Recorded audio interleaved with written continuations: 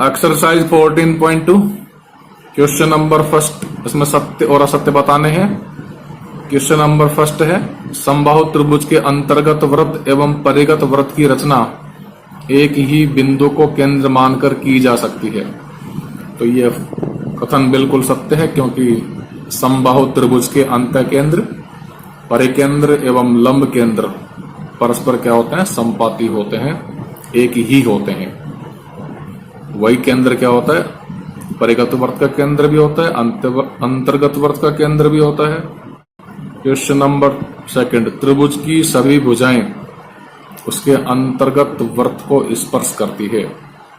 तो ये भी सत्य है, क्योंकि अंतर्गत वृत्त की रचना के लिए अंत केंद्र से एक भुजा पर डाले गए लंब को त्रिज्या मानकर करते हैं।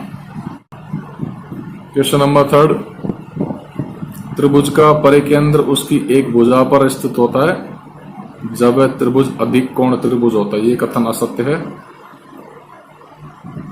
तो त्रिभुज का परिकेंद्र भुजा पर कब होगा, जब वह एक समकोण होता है, न कि अधिक कोण। तो केवल समकोण त्रिभुज के कर्ण पर स्थित हो सकता है। नंबर 4 है, त्रिभुज का परिकेंद्र त्रिभुज के अंदर स्थित होता है जब वह न्यून कोण त्रिभुज होता है। तो ये कथन सत्य है। यदि न्यून कोण त्रिभुज है तो उसका परिकेंद्र त्रिभुज के भीतर होगा। बाहर कब होगा, जब अधिक कोण त्रिभुज होगा, और भुजा पर कब होगा, जब समकोण त्रिभुज होगा।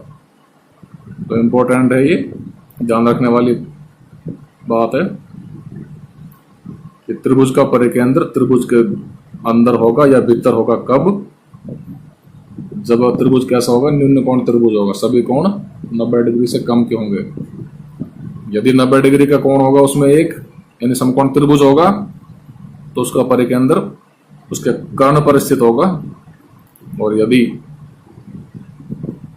अधिक कोण त्रिभुज है, एक कोण 90 डिग्री से ज्यादा है, तो उसका परिकेंद्र त्रिभुज के बाहर आएगा। नंबर 5 है, त्रिभुज के अंतर्गत वृत्त की रचना त्रिभुज की दो भुजाओं के लंब व समद्विभाजकों के प्रतिच्छेदों बिंदु को ज्ञात करके की जाती है। तो यह सत्य है, क्योंकि अंत केंद्र की रचना भुजाओं के नहीं बल्कि त्रिभुज के कोणों के अर्धकों के प्रतिच्छेद बिंदुओं को केंद्र मानकर की जाती है। तो ये हो गया सत्य असत्य वाला क्वेश्चन नंबर फर्स्ट। उसके बाद नेक्स्ट है क्वेश्चन नंबर सेकंड, 4.6 सेंटीमीटर भुजा वाले समबाहु त्रिभुज के अंतर्गत वृत्त की रचना कीजिए। समबाहु त्रिभुज है जिसकी प्रत्येक भुजा कितने सेंटीमीटर की होगी, 4.6 सेंटीमीटर की होगी।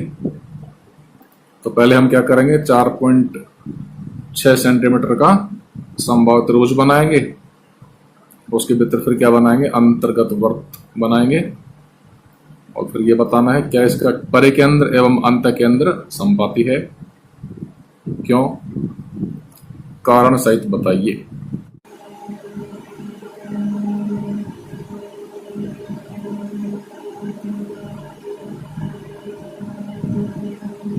ये 4.6 हो गया।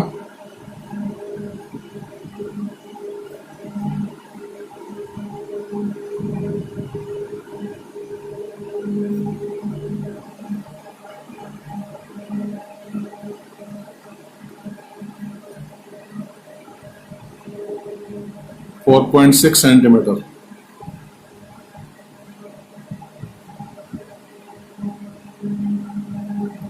इसको हम शो कर देंगे AB के द्वारा।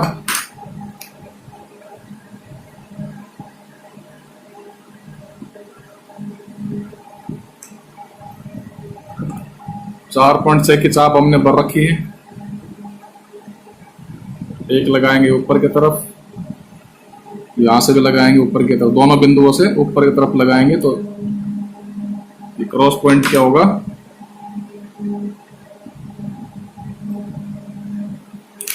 प्रधान बिंदु होगा। इसको ज्वाइन कर देंगे B से और A से।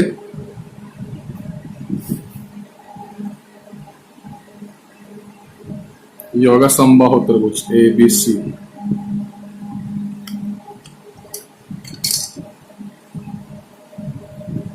ये 4.6, ये भी 4.6, क्योंकि समबाहु त्रिभुज है। समबाहु त्रिभुज की तीनों भुजाएं कैसी होंगी? समान होगी। अब हमें इसके लिए क्या करना है? अब इसके अंतर्गत वर्त की रचना करनी है। तो उसके लिए हमें चाहिए कोणों के अर्धक। तो दो कोण ले लेंगे, उनका अर्धक खींच लेंगे। जैसे कोण बी का अर्धक खींच रहे हैं, तो क्या करेंगे? कोई भी चाप लगाएंगे कोण की तरह ये, और ये चाप इन भुजाओं को जिन बिंदुओं पर काट रही है वहां से फिर चाप लगाएंगे, और फिर एक कटान बिंदु आ गया, इसको मिलाएंगे बी से, तो ये हो जाएगा कोण बी का अर्धक।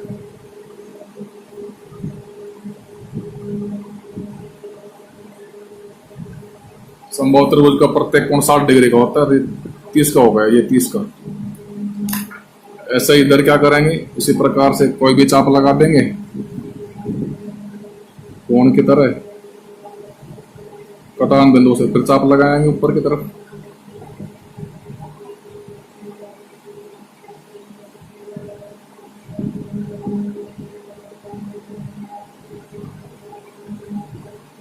इस प्रकार से चाप लग गई, और कटान बिंदु ये, इसको ज्वाइन करेंगे ए से, और आगे तक बढ़ाएंगे तो ये दोनों कोणों का अर्धक यहां आपस में काटते हैं।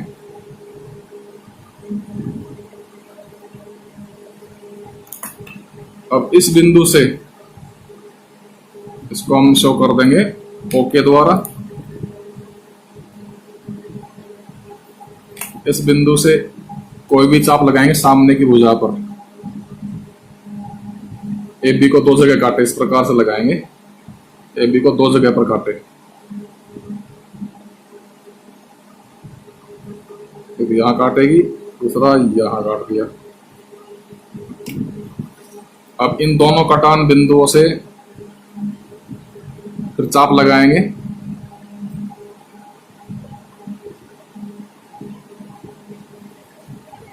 इस प्रकार से। चाप छोटे रहेगी तो अंदर की तरफ कटेगी, और चाप बड़े तो बाहर की तरफ कटेगी, इससे कोई फर्क नहीं पड़ेगा। अब इस कटान बिंदु को ओ से मिला देंगे, और ये जो डिस्टेंस है ओ से लेकर इस रेखा ए बी तक, इस पॉइंट को नाम दे सकते हो, डी दे दो, तो पी दे दो, पी दे दिया मान लिया।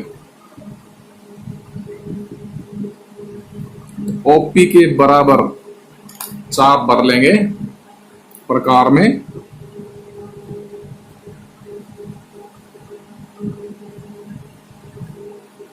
इस प्रकार से।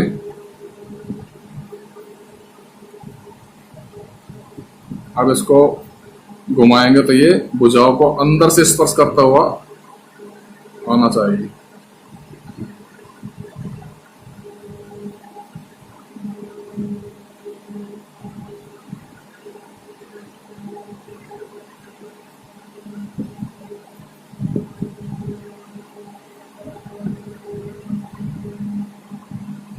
तो ये हम देख रहे हैं जो वर्त हमने खींचा है, ये समबाहु त्रिभुज ABC को अंदर से टच कर रहा है। तो ये क्या हो गया? अंतर्गत वर्त की रचना हो गई त्रिभुज के अंदर, समबाहु त्रिभुज के भीतर। समबाहु त्रिभुज के यदि परिगत वर्त की रचना करेंगे तो वो इसके बाहर से आएगा। उसके लिए हमें भुजाओं के अर्धक प्राप्त करने पड़ेंगे, और उनके कटान बिंदु लेंगे तो वो यहीं आएगा ओ पर। तो समबाहु त्रिभुज का अंत केंद्र भी यही होता है, जैसे ये कटान बिंदु ओ है, परिगत वर्त का केंद्र भी ओ ही आएगा, लंब केंद्र भी क्या होता है, यहीं पर होता है, तो एक ही होता है, संपाती होते हैं तीनों। तो इसलिए परिगत वर्त का केंद्र भी यही है और अंत केंद्र भी यही है, अर्थात इस समबाहु त्रिभुज के अंत केंद्र और परिकेंद्र संपाती हैं। रचना इसकी हम लिख ही देंगे, जिस प्रकार से हमने इसको बनाया है वो सब बातें इसमें लिख देंगे तो रचना हो जाएगी। क्वेश्चन नंबर हो गया 2। क्वेश्चन नंबर 3 है, त्रिभुज एबीसी के अंतर्गत वृत्त की रचना कीजिए जहां AB बराबर 4.6 सेंटीमीटर तथा AC बराबर 4.2 सेंटीमीटर एवं कोण A बराबर 90 डिग्री है। तो त्रिभुज के अंतर्गत वृत्त और त्रिभुज के परिगत वृत्त की रचना वाले क्वेश्चन बहुत इंपॉर्टेंट होते हैं, एग्जाम में आने के पूरे चांस होते हैं। तो क्वेश्चन नंबर 3 में क्या करेंगे, पहले 4.6 सेंटीमीटर का एक रेखाखंड खींचेंगे, 4.6,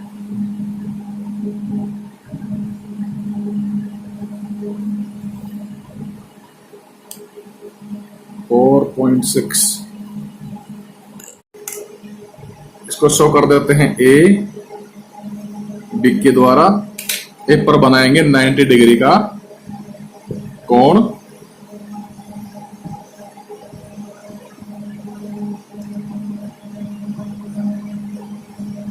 इसके लिए चाप लगाएंगे। इस चाप पर एक 60 डिग्री की चाप, दूसरी 120 वाली, इनसे ऊपर लगाएंगे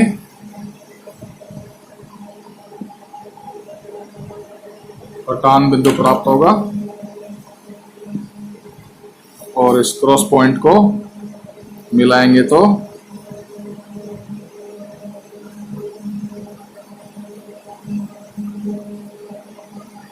नाइन्टी डिग्री का कोण बन जाएगा। अब AC ऊपर आएगी और AC की वैल्यू है 4.2 सेंटीमीटर। तो स्केल की सहायता से 4.2 की हम लगा देंगे आर्क, चाप हमने लगा दी, इसको C से शो कर दिया और इस पॉइंट को मिला दिया B से। तो ये हमारा ट्राइंगल हो गया ABC, जिसमें एक कोण 90 डिग्री का, AB 4.6 और AC कितने हो जाएगी 4.2 सेंटीमीटर। अब हमें करना है अंतर्गत वृत्त की रचना। उसके लिए क्या करेंगे, दो कोणों का अर्धक प्राप्त करेंगे। तो दो कोण हम ले लेते हैं समकोण के सामने वाले, वैसे तो कोई भी ले सकते हैं, थोड़ा सही रहेगा।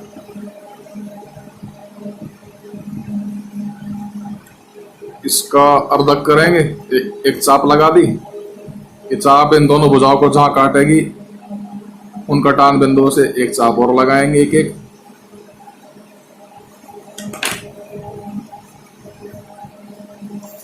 तो ये जो क्रॉस पॉइंट होगा इसको मिलाएंगे B से,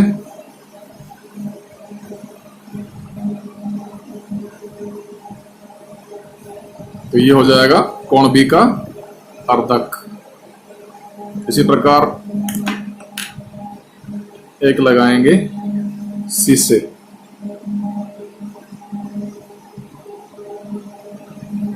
और ये चाप भुजाओं को जहां काट रही है वहां से फिर से लगाएंगे ऊपर की तरफ, अंदर की तरफ।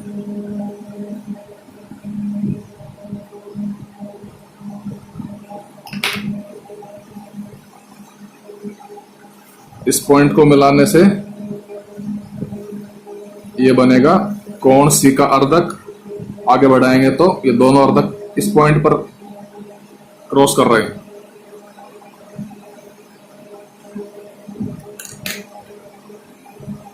इस पॉइंट को हम शो कर देंगे O के द्वारा, और इस पॉइंट से सामने वाली भुजा पर एक चाप लगाएंगे जो सामने वाली भुजा को दो जगह पर काटनी चाहिए। एक यहां काट रही है दूसरी यहां काटती है। इन दोनों कटान बिंदुओं से फिर लगाएंगे चाप। चाप यही रखेंगे।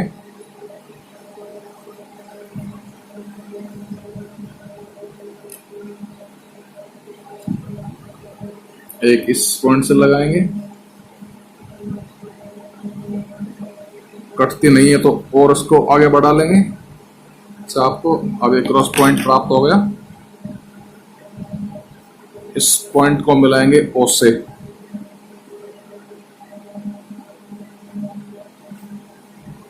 और ये पॉइंट इसको दे देंगे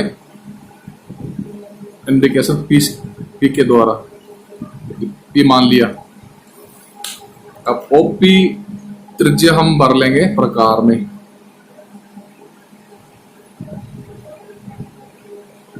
और ओ को केंद्र मान के वर्त बनाएंगे जो इस त्रिभुज को अंदर से टच करेगा।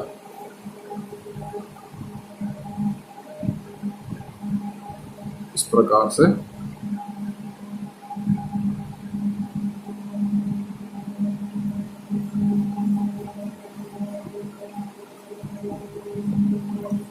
गलत पॉइंट गलत घुमा दिया।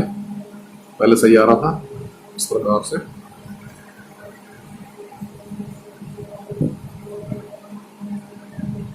फिर ये हो गया अंतर्गत वर्त।